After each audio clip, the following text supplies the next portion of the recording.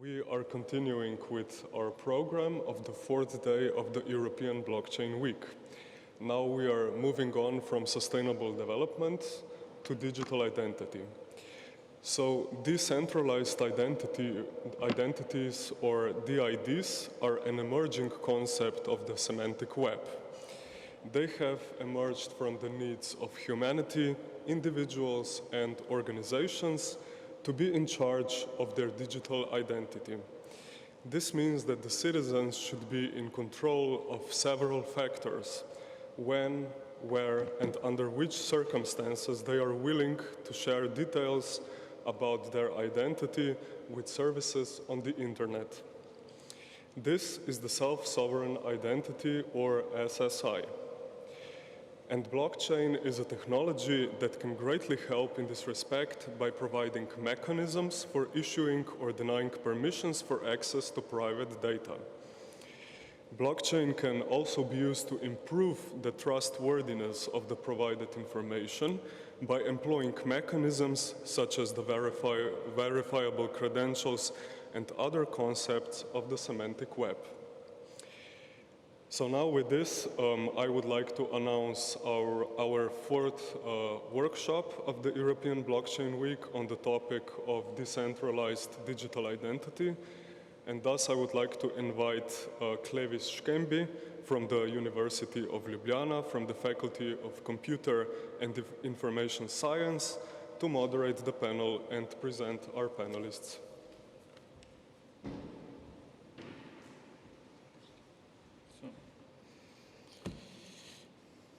So hello everyone, and I hope you are enjoying this huge event, and I hope we are getting the latest information about the blockchain technology and how this technology can help us improve our lives in using Internet of services and use these services in a trustable way.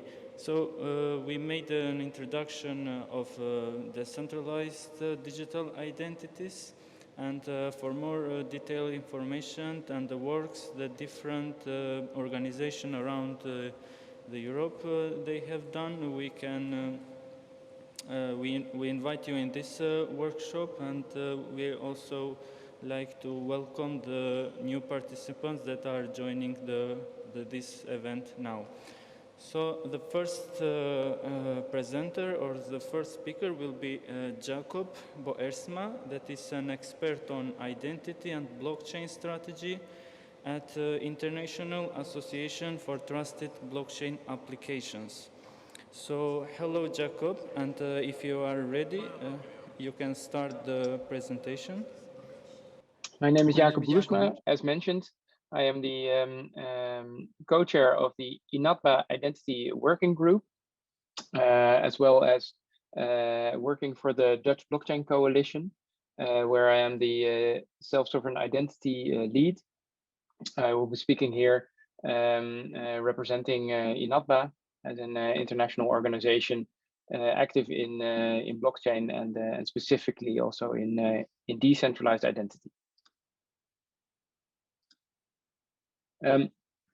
INATBA was launched in 2019 as a way to connect suppliers and users of DLT with government organizations who are working on regulations, of course, and standard setting bodies from all over the world.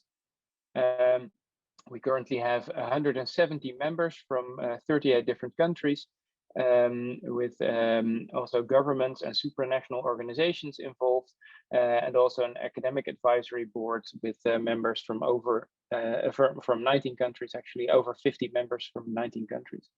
We have a standardization committee as well as 14 working groups. One of those is the identity working group that I co-chair together with Kai Wagner from Yolocom. The privacy working group, which will be represented a bit later by Paola Judebert, interoperability working group, governance working group, and many others. These are a selection of the members of INATBA. Of course, many more can be found listed on our website.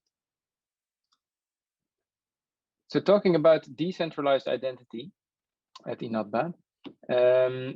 We have stated as the goals of our working group are to really engage in major European digital identity developments.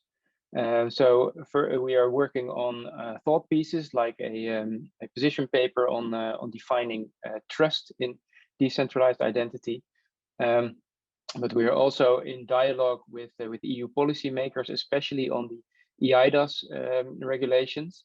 We gave our feedback on the previous EIDAS, and we are now in the final stages of drafting a position paper that should be out next week about EIDAS 2, where we especially want to ensure that self-sovereign identity is enabled as part of the suggested European identity system and European identity wallets, and where we also want to make sure that there are no silos between public services and private services, as there are now in many European countries, but which doesn't make any sense. Digital identity should be just like normal identity, usable wherever you go as a citizen or as a company. It should not matter whether you're dealing with a government organization or a private entity.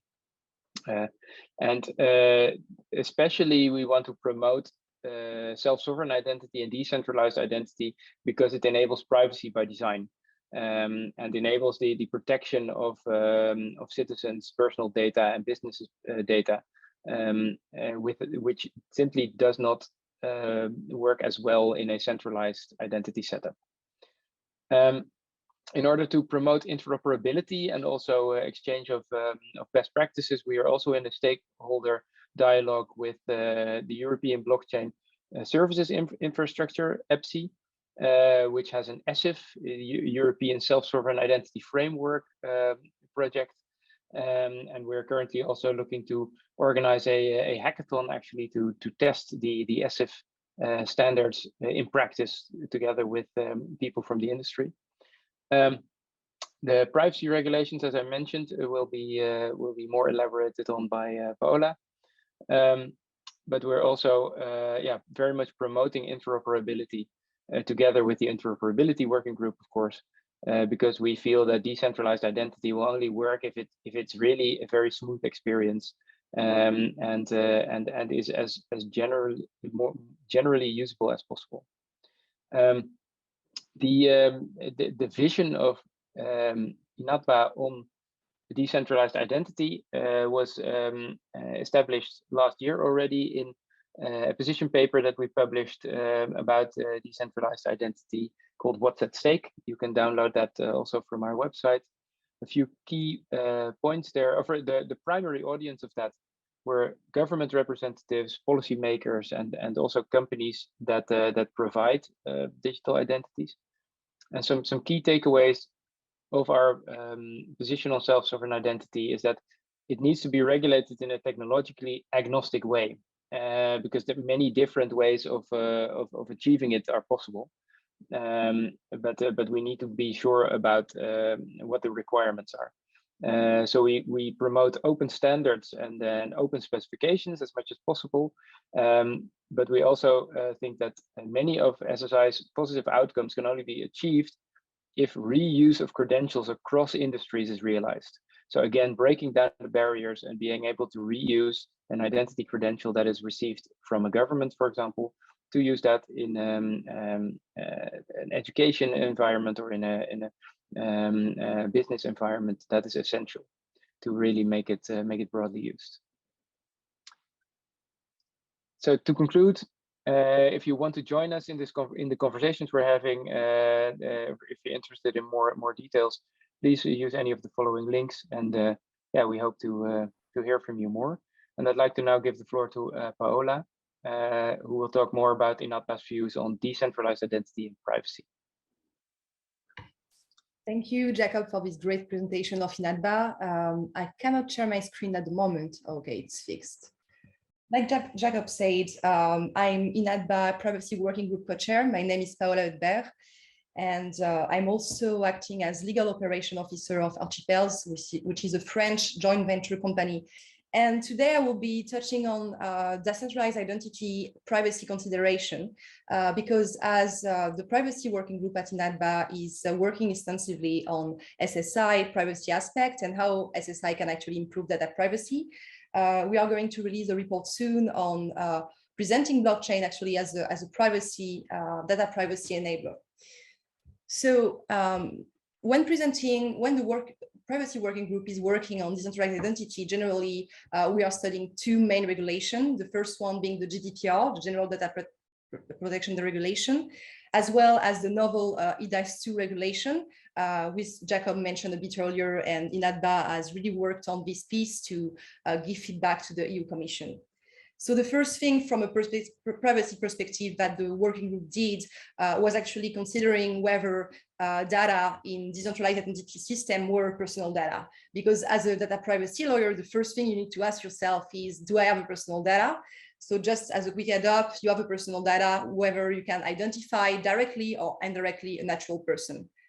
Which means that my name, your email address, DIDs, public key on the blockchain will be considered personal data, which means that we need to imagine systems that are compliant with the general data protection regulations.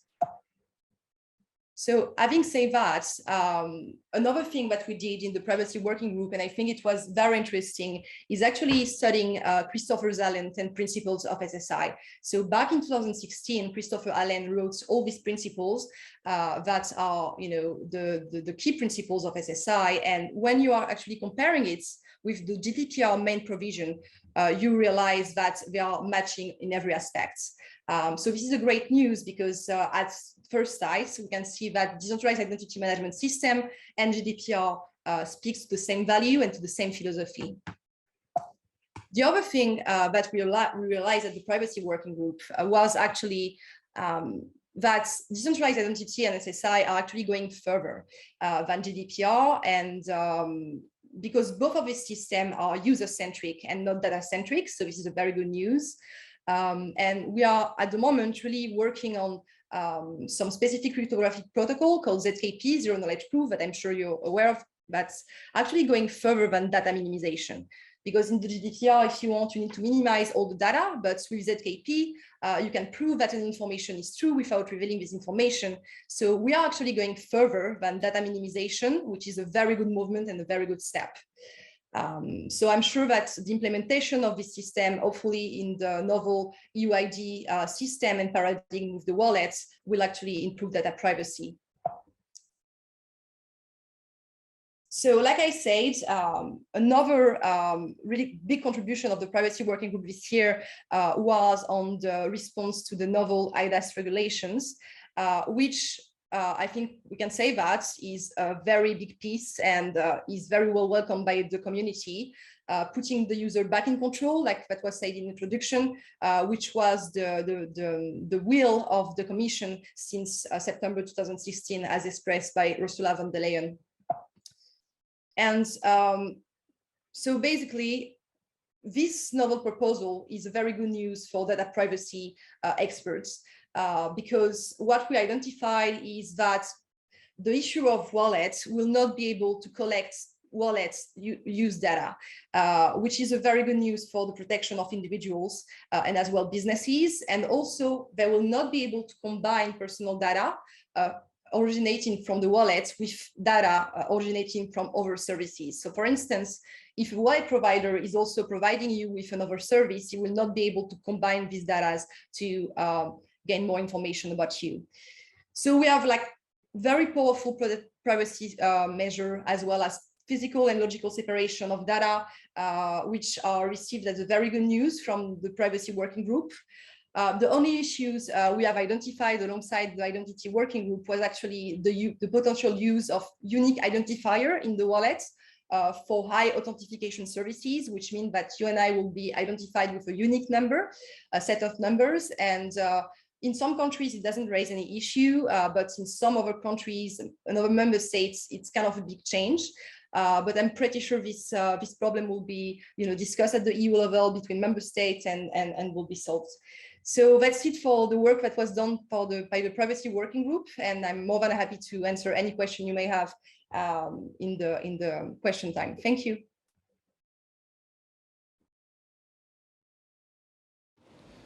So thank you, Jacob and Paula, for your nice presentation and for your valuable contribution you are giving to this event. And we can go now to the next speaker, who is Mohamed Turkanovic, who is an assistant professor and head of research and developed blockchain lab at the University of Maribor. So welcome, Mohamed. If you are ready, you can start your presentation. Yes. I'll just try to speak. Okay, so my name is Mohamed Rukanovic, as was already presented. I will present the cross-border high-level diploma pilot, which we are part of within the Digital Europe for All project. It was nice to hear also from the colleagues before me about the policy level of SSI, etc. And I will try to present some, let's say, technical terms and some use cases which we are building to support SSI and which we are actually also piloting within 3 member states within the project, as I said previously. So as you probably already know, we have the European Blockchain Services Infrastructure, which actually tries to bind the government policy, the policy, the institutions, companies, as well, of course, as the citizens of the European Union. And there are quite a few use cases which EPSI wants to build on, whereby, of course, there's the identity use case, where we know it about, as well as the European self-sovereign identity. And of course, I will combine it with the Diploma use case, which is actually part of our Digital Europe for All project. So we already talked about European self-sovereign identity framework. We know it is one of the main pillars of EPSI currently, which is focusing on how to actually govern the decentralized identity for EU citizens and prepare the framework, government framework, to utilize everything. What I want to also emphasize to all of us is a research that we have done within our laboratory, and it was actually now published in IEEE Access. We have analyzed decentralized and self-sovereign identities because it needs to be noted that it's not actually the same. Not every decentralized identity solution presented also in scientific and professional, let's say, papers and let's say framework solutions, etc., they are not also self-sovereign identities. Meaning, why is this so? Because you will find possible decentralized identity solutions which, for example, are created by a central authority given to you as an individual. However, a hash of the identity is put somewhere or the blockchain, and since the blockchain is decentralized, they already call it a decentralized identity solutions. However, we have to focus on the self-sovereign identity, which is, of course, also decentralized, but it is governed by some of the properties already mentioned by Paula, firstly presented by Christopher Allen in 2015. We have also prepared, I will not go into details, in-depth analysis of these properties, prepared some new properties for self-sovereign identity. But what we identified is that from 100% papers and solutions which were discussing decentralized identity, 76% of those were self-sovereign, but you need to understand that 33% were actually decentralized and not really self-sovereign identity based. So why is self-sovereign identity important, and where comes the European self-sovereignty framework in context? As you see here, a demo which was presented by ESIF, of course, we have the natural person, and this is the core of every self-sovereign identity solutions. Well, each of the natural persons will, of course, have a digital wallet. As you know, it was also proposed by the European Commission that each member state should provide a digital wallet to their citizens within a year. It was not said it has to be an SSI agent, but it is kind of a digital wallet, and an SSI agent is as such. So each natural person would have such a digital wallet, let's say an SSI agent, and it will create it for themselves as many decentralized identities as they want. And these decentralized identities should not or does not have to be bind or let's say verified by a legal institution as a government, etc., but it can be. On the other side, we will have legal institutions, we will still have governments, we will have companies, and of course these companies will also have to have these digital identities because legal identities also within the current PKI systems have these qualified certificates, and in this case also they will have so-called SSI enterprise wallet, which will govern the, let's say, decentralized identities of legal entities. And ASIF proposes registration authorities and registries, which I will talk previously. So why is this important? Of course, for the end purpose where verifiable attestations, verifiable credentials are presented, and they need to be validated and verified. I will try to present this throughout our project, which is the Digital Europe for All project. Our project is also one of the early adopters of phase 1 for EPSI. And as you see here, one of the 8 participants of the wave 1, we are here, we're under the flag of Slovenia. We'll discuss the issuance and validation of verified credentials. So what are we actually doing within this project? For one limited case within the project, we are combining 3 member states, Spain, Portugal, and Slovenia. And the idea is that we will pilot the diploma use case. If you can imagine a Slovene student who wants to study in Spain, or a Spanish student who wants to study in Portugal, etc., well, all of these students will probably have finished the first Bologna level degree. And when they want to study in, for example, another country, well, in order to exchange the evidence that they can apply for a master's degree study in another country, they will have to provide to the ministry of the other country some diploma evidence. And this diploma evidence we are piloting in the sense of a verifiable attestation, or which is a subtype of a verifiable credential under the ASIF. And of course, the communication between the ministry and the student here is governed and enabled through SSI agents, DID connections, etc. Not to go into much detail, this is just some part of a flow where you see the student who will communicate with the ministries with 2 channels. On one channel, he will communicate on an e-procedure portal, on a web portal of a ministry, and on the other hand, he will communicate with the ministry with an SSI agents by creating these, by scanning the QR codes, creating their DID exchange, exchanging DID documents, and after that, of course, also issuing verifiable credential and giving them to the students, and the student can then, of course, present these diploma and as a verifiable presentation to another ministry. So this is just a current state of what we are doing, because it is actually piloted. Currently what we are doing, 3 ministries, the Ministry of Spain for Public Administration, our Ministry of Slovenian Ministry of Education, Sport and Science, they are currently deploying and the SSI enterprise agent that we have developed. And this enterprise agent will enable the portals of the ministries to facilitate the SSI principles. Of course, we had to develop, and we have developed, our partner of Atos Spain has also developed a SSI Edge agent mobile wallet, let's say it like this, which will enable the students to communicate, scan the QR codes, and communicate with the ministries also over and DID exchange principles. I will not go into much detail in this, let's say, schemas, but the important thing is to note here that, of course, we have these agents. All of the participants create their decentralized identifiers. However, they are, of course, based on Hyperledger ARIES, etc., which supports the SSI framework. What it needs to be noted is the red rectangle at the bottom of the authority and user agent, where it says EPSI connector.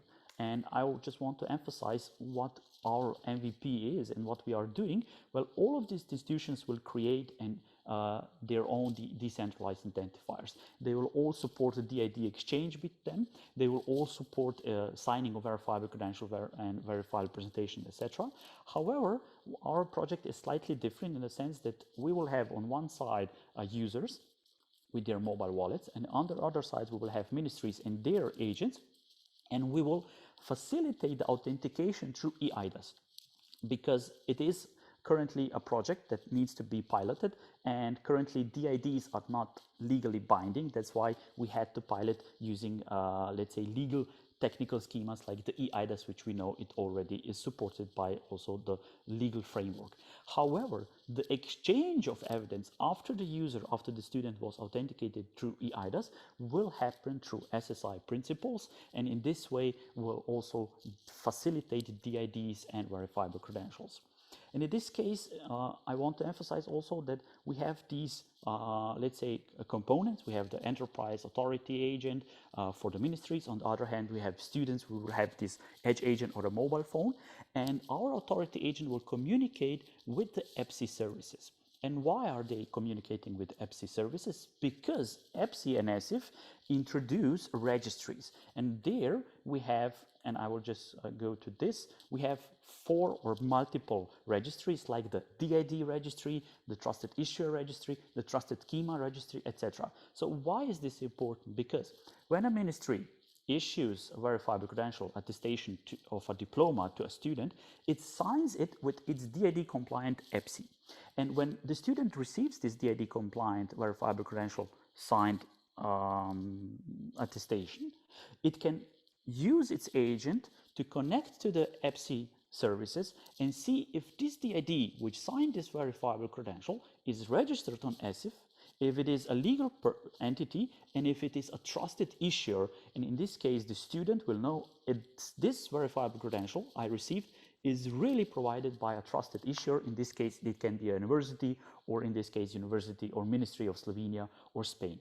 So as you see here, these are the core layers of EPSI, and I just wanted to emphasize that if you neglect the lower 2 bottoms of the layer of EPSI, which are infrastructure layers for the network communication between member state EPSI nodes and let's say blockchain and ledgers, on the upper layer you will find these let's say EPSI applications and services, and there you find the EPSI core service layer, and there this is something that we communicate.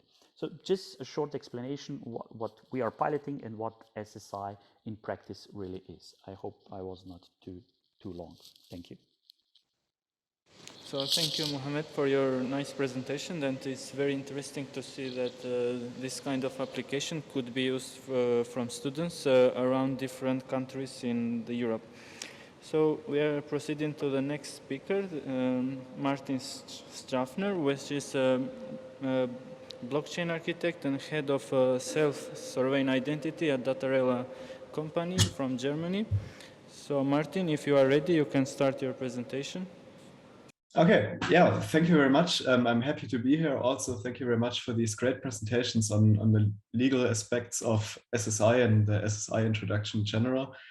That builds very much on top of what I'm going to present here, which is the Human Identity Blockchain Initiative, in short HIBI, what we did in the on-chain project this year. I'm a friend of visualizing and using metaphors for complex things. And I think this year is a really good one, because without legal identities, the majority of blockchain's potential will remain unrealized. And you can see the dam here down in these 2 pictures. And on the left side, it is how it is today. The barriers from the blockchain market to let's say regulated financial markets or identity markets is pretty much blocked. There's a lot going on in the blockchain space. I think everybody has heard about the DeFi boom already, but we see way more potential if this gets a more legally backed characteristics, because without valid identities, regulatory compliance on the blockchain is an absolute nightmare. And what we think legal identities could offer beyond what it is right now is that just a lot of financial regulations that we have today in, let's say, the classic financial market will be transformed to a much more modern and quicker one. First that comes to my mind is, let's say, tokenized real estate funds, or investing in a more classical way. And therefore we see that having legal identities is really, really important to adopt blockchain technology from a regulatory perspective. So what we did in the HIBI project is that we provide an SDK that consists of libraries which will provide a fundamental tool for trustworthy, formalized, privacy-preserving, and decentralized identity management. That sounds a lot, but essentially it comes down to two modules that we developed. The first one is called EverKey, which is a decentralized backup and recovery protocol that is backed on governmental eIDs, so physical ID cards, so to say. Why we invented this is because before we can let people run into a non-custodial regulated DeFi or financial or a blockchain ecosystem, you need to make sure that they will have the chance to recover their private keys or their secrets, which I guess humans do everything to lose them and lose everything that helps them recover them if they're not heavily assisted with that. And so what we did here is that we take the ID card, for instance, the German ID card, derive a restricted identifier from it with a normal eID authentication. So you enter your PIN and select or approve the transaction, and then you receive a restricted identifier. And this restricted identifier is what we can map to your secret, to your private keys, for instance, and store it in a decentralized and opaque storage grid from storage. So that leaves you with no responsibility to keep your backup and your funds and your identity as long as you have access to your ID. The second part that we did comes very close to what Mohammed just presented.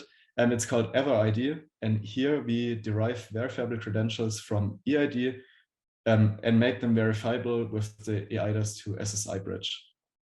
So the user performs an eID authentication in the HIBI module.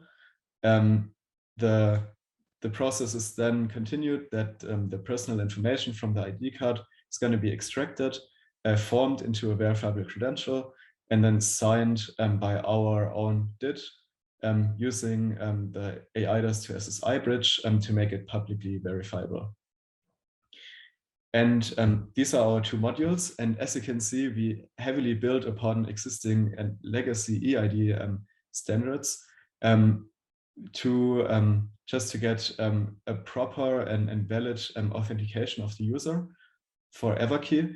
And the second part, to act as a trust anchor for these verifiable credentials. Here you can see a quick illustration of how this looks like.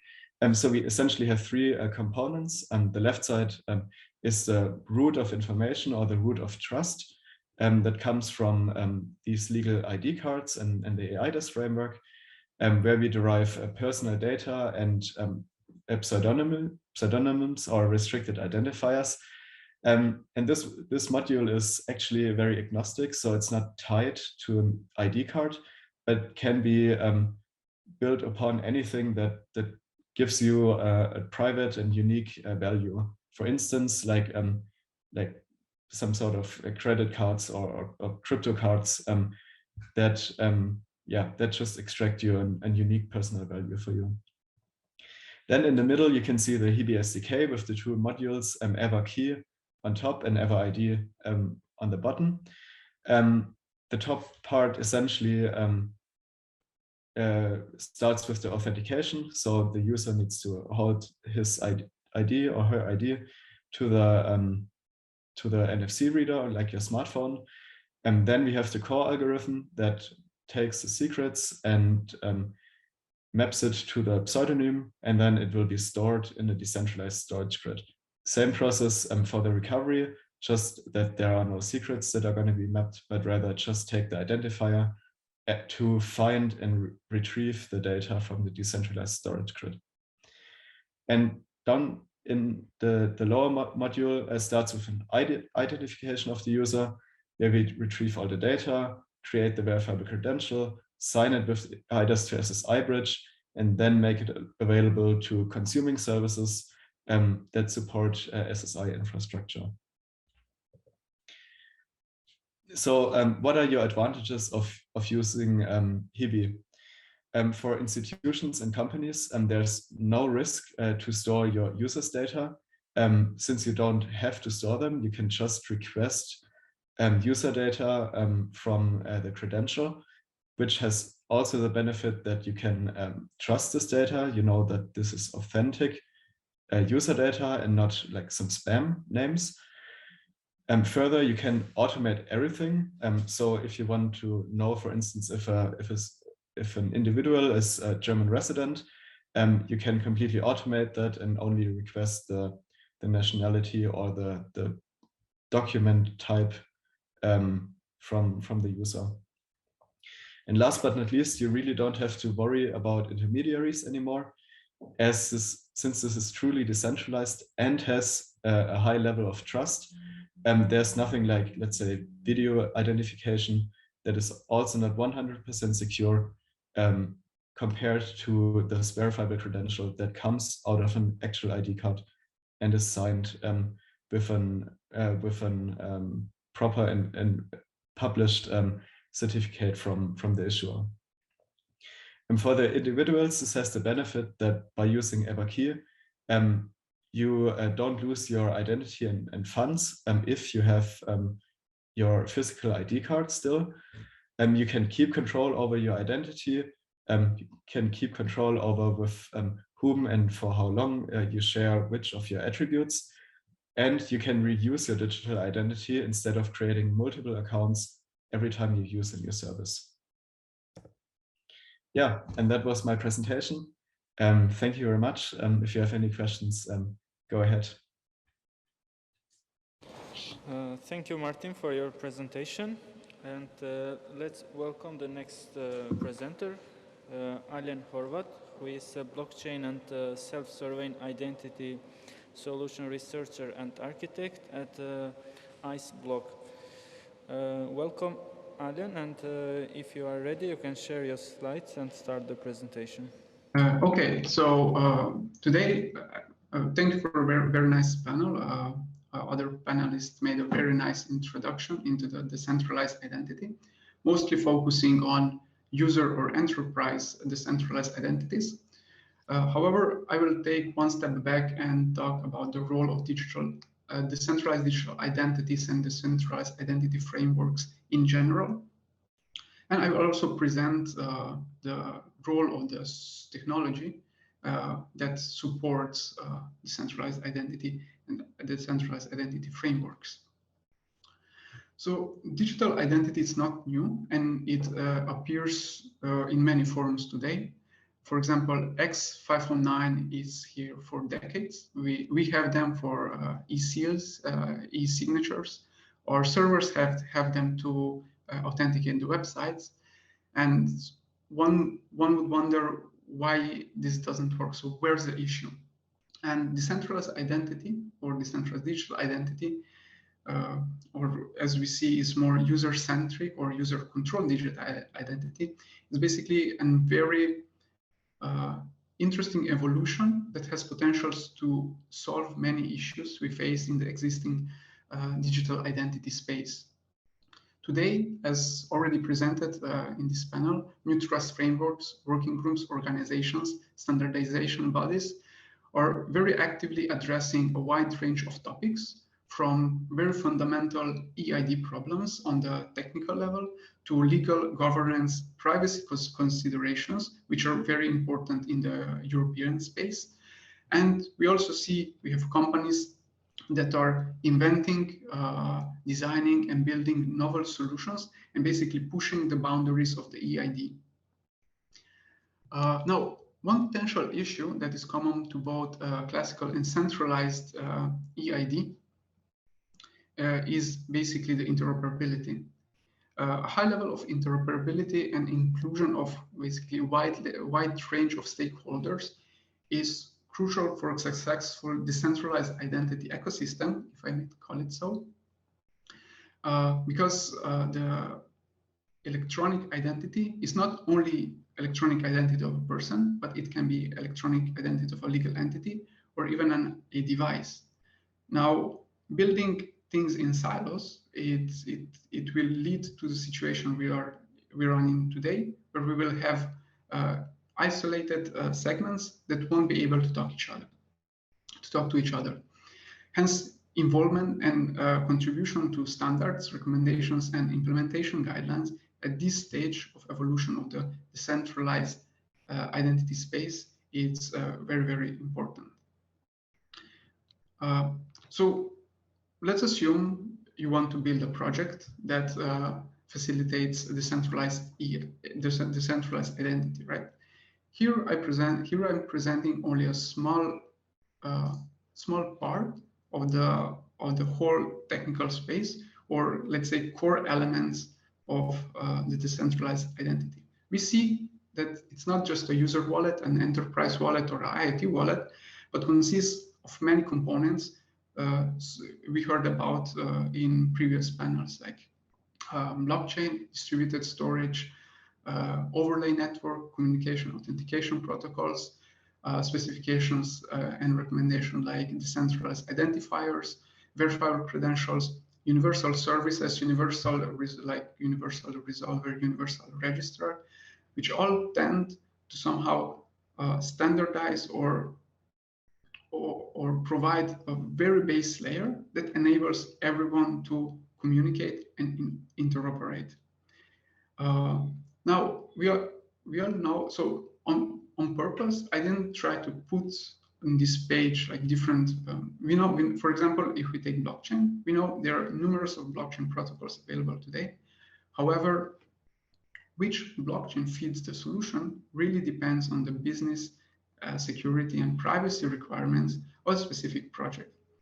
And one other thing to point out that different projects will require different components of the ecosystem. So instead of going from bottom up, where we say, okay, we have this technology, what we can do with it, it is really important to first figure out what are the business, security, privacy requirements of a project or a use case.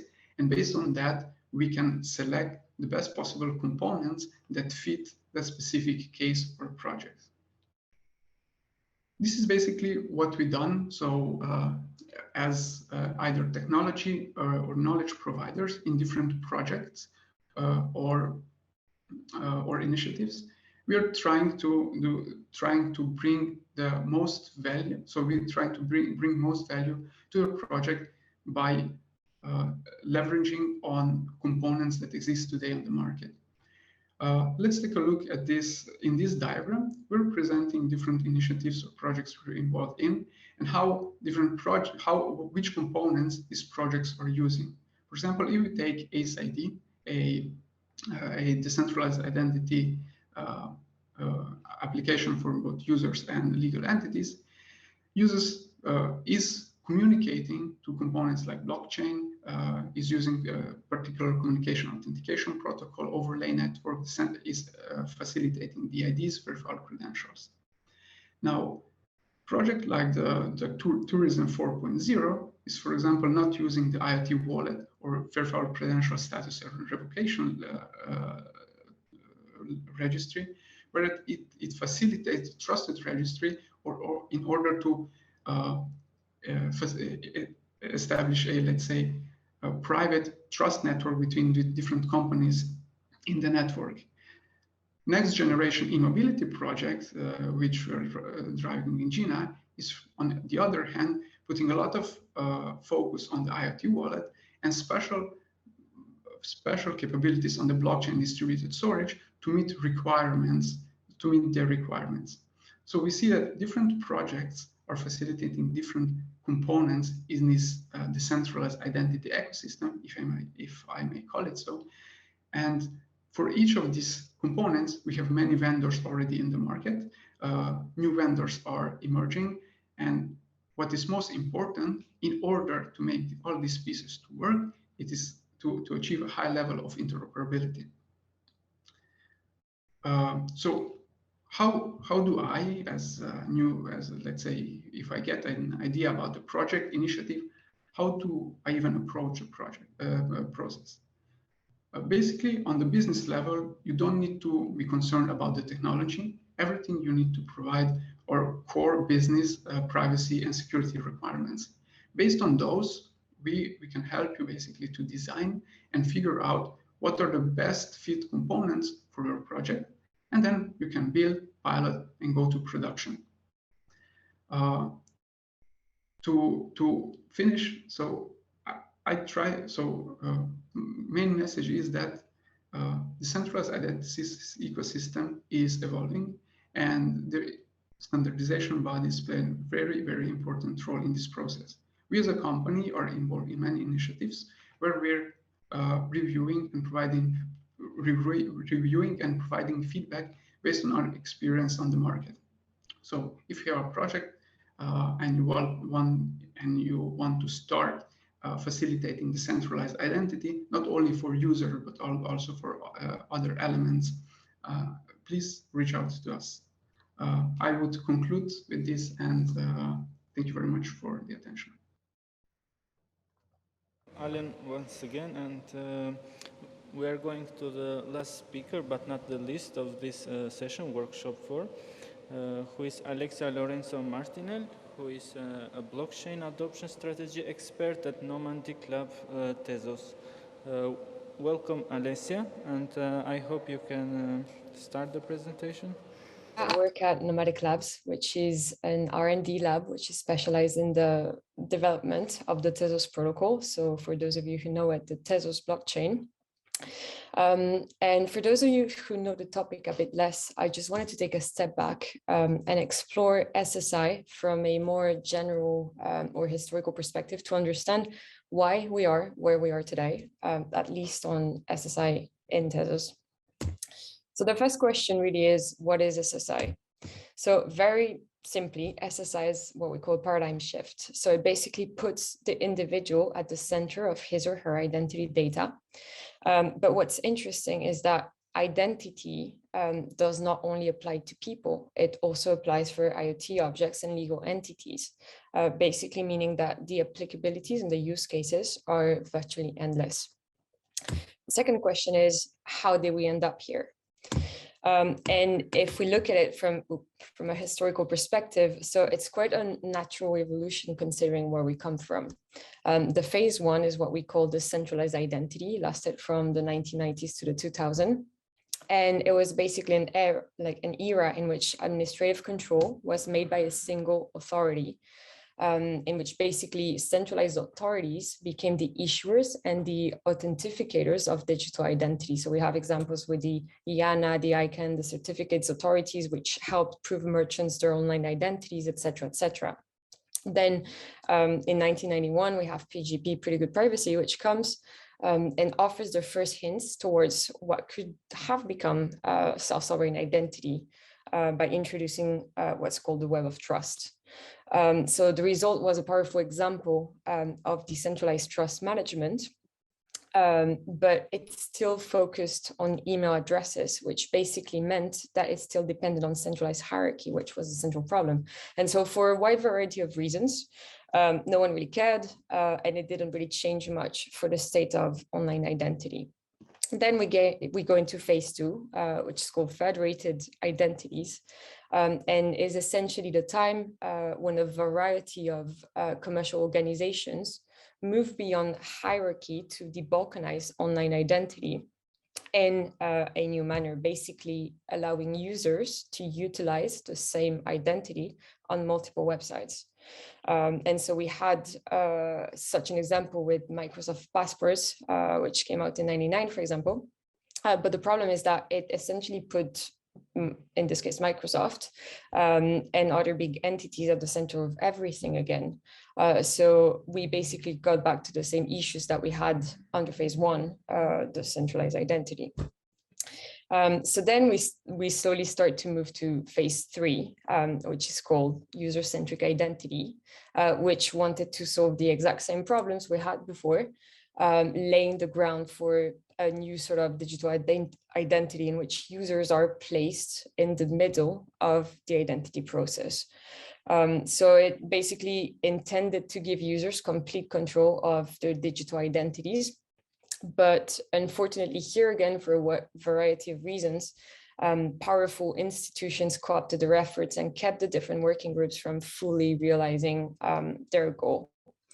And so we have an era of its central authorities all over again. In other words, being user-centric is not enough. And so we go into stage 4, which is what we call today self-sovereign identity, in which we really are looking for user autonomy. So we're not only just being user-centric, and rather than just advocating that for users be at the center of the identity process, self-sovereign identity pushes for users to be the rulers of their own identity.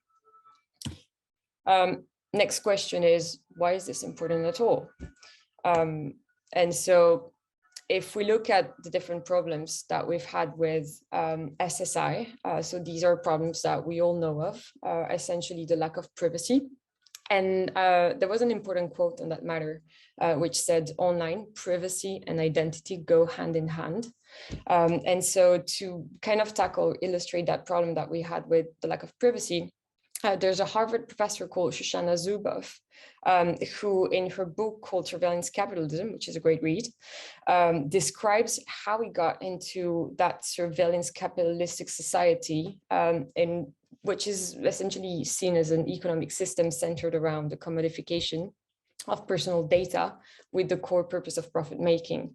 And all this leading to associated problems of, for example, data brokerage, leading to correlation and thus profiling. We then have other problems such as security, so essentially big servers becoming honeypots for hackers, often leading to data leaks, which further facilitate correlation and psyops. So we had the case with Equifax, TikTok, Microsoft, different taxes administrations around the world, etc., etc. We have the problem of accessibility or reusability, basically meaning that national sovereignty standards, procedures, or compatibilities between tools can be affected differently depending on the location. And finally, efficiency. So the fact that there's no necessarily re-leverage of all procedures that were already done. And all these are problems that can essentially be tackled thanks to technology, and some of them partially thanks to SSI. If we look at privacy, and these were points that were raised previously, we have some cryptographic schemes that exist. Paula talked about the ZKP, asymmetric encryption. So tools already exist to solve these issues of privacy, security, accessibility, and efficiencies that we have in current existing ecosystems. And so another question would be, how does SSI, how do SSI companies manifest into the real world? And so on the Tezos blockchain, we've had a few courageous entrepreneurs trying to solve these issues through different use cases. So we've had, for example, a company called Spruce, which is actually an open source SSI framework, so kind of a low-level infrastructural stack, which is open source, and which comes with a set of components and modules that are compatible through different blockchain ecosystems. Basically meaning that it's great for interoperability. This stack, interestingly, is being used by other actors of the Tezos ecosystem, such as Talao and Gravity. Talao tackling the case of professional credentials, and Gravity being a company based in Africa, trying to solve the issue of financial inclusion in Africa. So basically facilitating the access to identity to individuals and legal entities to kind of boost and facilitate trade. We have the case of Electives, who recently implemented an SSI solution in their voting protocol. and Electis is being deployed in 50 top universities around the world to facilitate the voting experimentation at university level. Tezos also has a few tools such as Tezos Profiles, which is basically a solution that allows individuals to associate the real world public credential, so basically social network information, with their Tezos account if they want to. We have TezID, which is an identity oracle solution. We have reusable KYC solutions, which is here represented by Synapse.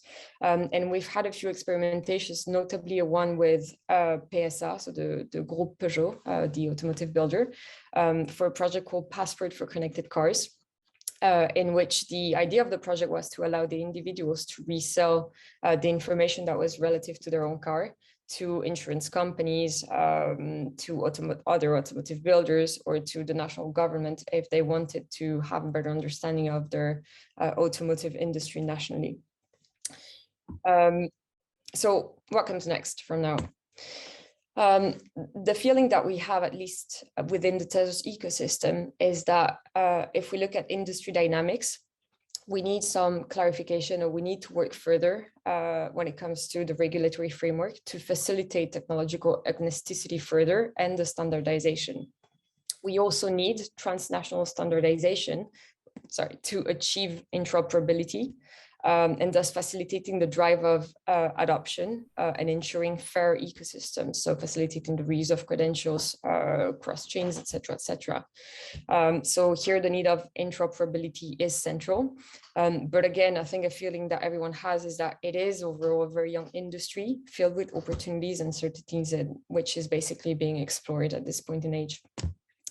And I think that as the last point, if we had to remember something, and so Christopher Allen has been quoted a few times already today by Paola, Jacob, and others.